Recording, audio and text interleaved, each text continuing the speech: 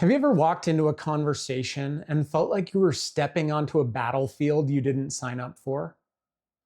That's what happened in one of my hardest counseling sessions ever.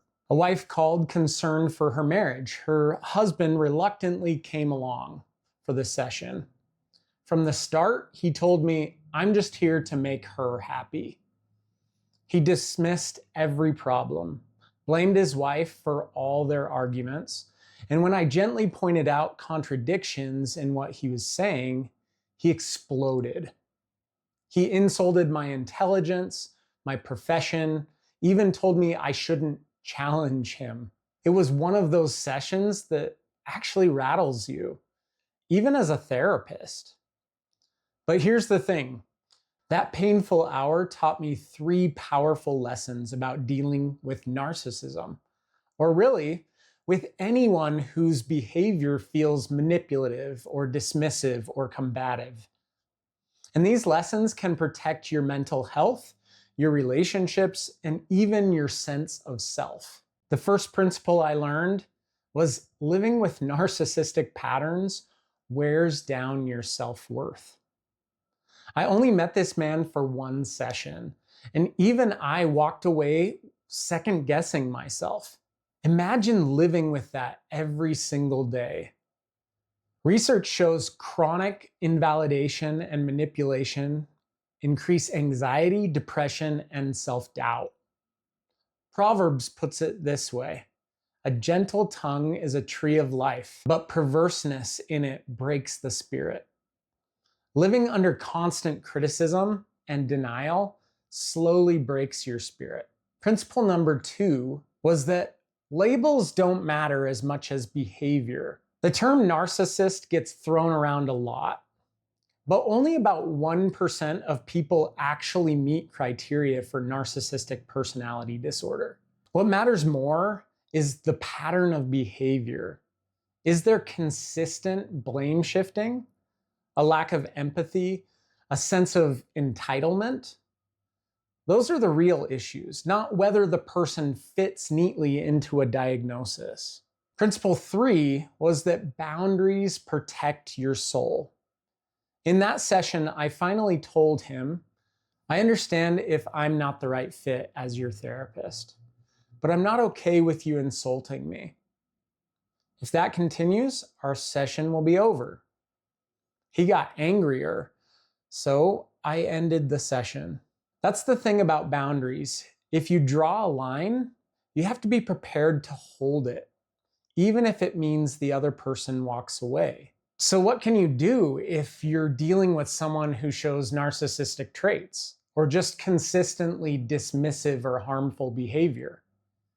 Here's a simple 3-step practice. Step 1, name the behavior, not the label.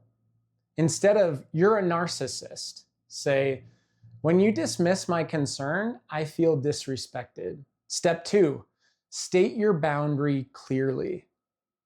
"I'm not okay with being insulted. If it continues, I'll step away from the conversation for a period of time." And step 3, follow through. If the boundary is crossed, calmly take the action you said you would. Leave the room, end the call, refuse to engage. Boundaries lose their power when we make them, but we don't hold them. This is where my B.E.S.T framework for conflict resolution comes in. B stands for behave yourself. Stay calm, grounded, and self-controlled, even if the other person is lashing out. E stands for empathize. Now, some experts will tell you not to empathize with narcissists. I disagree. Empathy doesn't mean excusing bad behavior or giving in. It means you stay true to your values. When you empathize, you protect your integrity. You're not being nice to let them win. You're choosing to understand while still holding your boundaries. S stands for set clear boundaries. Say what's okay and what's not, and follow through with that action. And T stands for talk during the good times. Don't just address issues in the heat of conflict. Talk about needs and values when things are calm. That's how you stay both compassionate and strong. Empathy for their perspective, boundaries for your soul. Think of boundaries like seat belts. They won't stop the other driver from crashing, but they will keep you from flying through the windshield. And yes, sometimes people act like toddlers behind the wheel, so buckle up. So let me ask you, which of those 3 lessons hit home for you?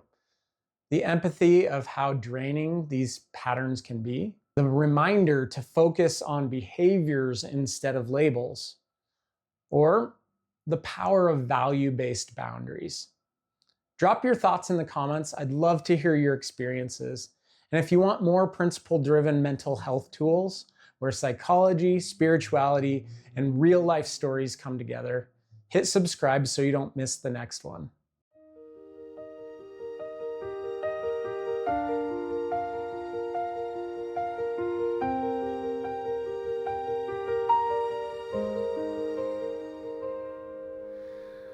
I've walked through shadows, I've danced in the flame, felt joy and sorrow where the same.